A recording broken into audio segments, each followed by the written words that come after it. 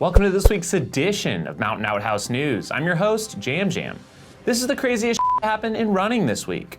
This week's stories include a 100-mile treadmill world record, Little Debbie joins the Barkley conversation, and Anton is broken. Again. We begin this week with a follow-up on Greg Cummings and his pursuit of the Manitou incline record. I noticed Greg's Strava updates ended in March, but he contacted us after last week's show with an update. He's been going strong, and as of this past week, he was up to 710 ascents, which is day 134 of his attempt, meaning he's on track with over 5.3 ascents per day. A little more on Greg, he has type 1 diabetes for 37 years and has to manage that additionally on top of his more than 10,000 feet of climb per day. He's actually raising money for a nonprofit called Camp Wapayapi, which is a summer camp for kids with cancer. Thanks for the update, Greg, and good luck. Can't wait to see you reach your goal. Canadian ultrarunner Dave Proctor went after a pair of treadmill running records this past week at the Calgary Marathon Expo. Now this is a cool idea. He had his own setup at a booth at the expo and went not only for the 12-hour but also the 100-mile records, and guess what? He nabbed both. Now these records aren't quite as stout as the any surface records, but efforts like Dave's are bringing things closer. The former record for 100 miles on a treadmill was 13:42, but Dave smashed that, running 12:32.26 and covering 153.8 kilometers or 95.5 miles in 12 hours. For those of you feeling some nostalgic hype as we covered Anton's return to running this spring, we have some bad news. He's broken again. After stringing together a number of weeks where he was up to around 50 miles per week of running, including a single 30-miler each week, Anton reports having a fracture in his left femur.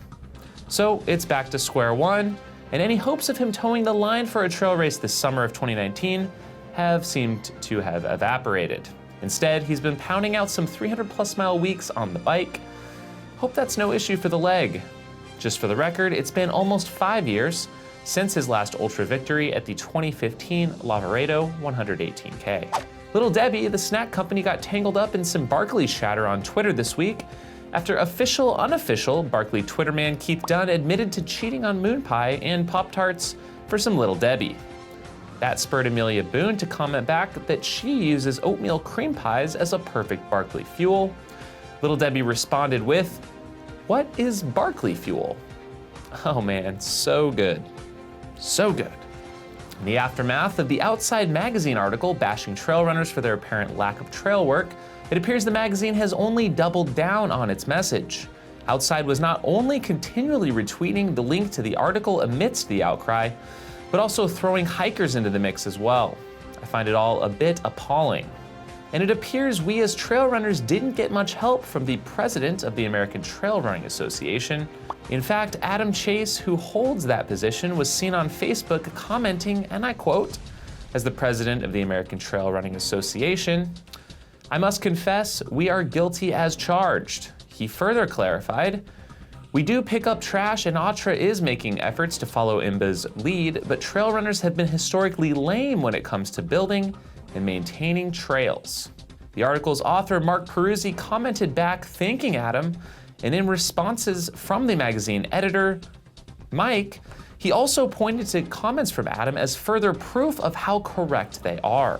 Now, I'm not intimately involved with Ultra, but none of my trail work takes place through them, but instead through local trail associations, coalitions, and indirect support of ultramarathons.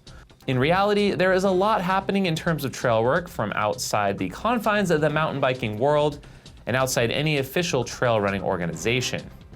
Instead of giving in to the author's goal to get a rise out of people, I think the American Trail Running Association should be showing off and defending the good that groups are doing around the country, even if it's not at the level of IMBA. Now, I know Ultra does have a trail work page on their website and has made strides towards promoting trail maintenance, along with everything else they do, but maybe it's just me, feels kind of like we just got thrown under the bus. The Maxi race in Annecy, France is one of the larger trail running races in Europe and took place this past weekend. The premier distance is 115 kilometers. For our US viewers, that's right around 71 miles in length. Former winner and probably race favorite Francois Den was taken out of contention early on with an ankle roll, setting up Unai Dorensor and Jason Schlarb to battle it out for the top spot. There was no hand-holding, however, as Dorensor pulled ahead, winning in 13:49 to Schlarb's 14:07. For the ladies, it was Ildiko Wormschmer of Hungary taking the win in 17:34.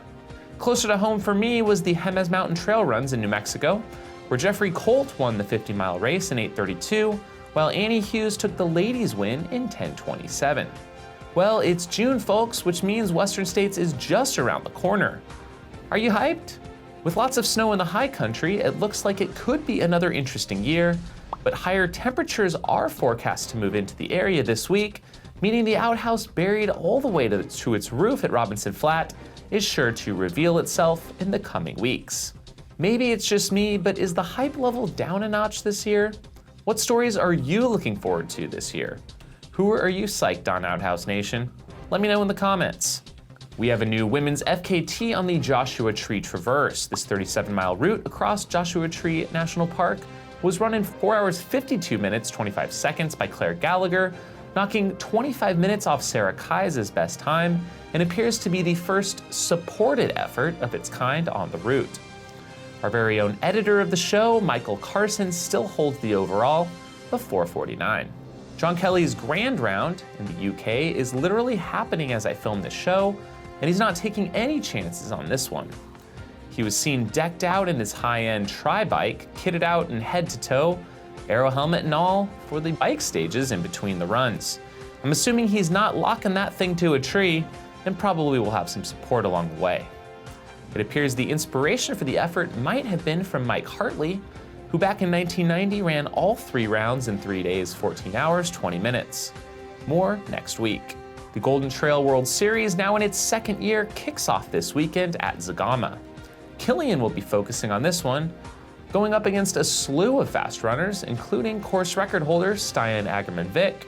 On the ladies' side, I'm excited to see what Megan Kimmel can do against several past winners, whose names I'm not even going to try to correctly pronounce. You're welcome for that one. And with that, thanks for tuning into episode 147 of Outhouse News. The show would not be possible without the support of our Patreon contributors, who help with the production of this show each and every week. Join the Patreon crew at the link below for as little as $2 per month. Huge shout out to our $50 level supporters, Squirrel's Nut Butter, Brian Sands, and the Twisted Fork Ultra out of Park City, as well as our $25 level supporters, Renee Feint, Casey Carter, and Jeff Holbrook. Love y'all. Thanks for checking out the show, and we'll see you next time. If you have questions or feedbacks, or like to share a crazy story, please leave a comment below. It's way too early right now. And finally, if you'd like to own this custom pair of Jam Jam's light-up sunglasses complete with the signed certificate of authenticity, check out the link in the description. Have a week.